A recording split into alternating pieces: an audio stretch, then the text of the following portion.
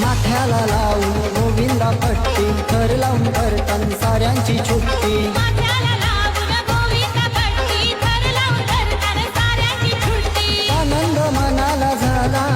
आनंद मनाला झाला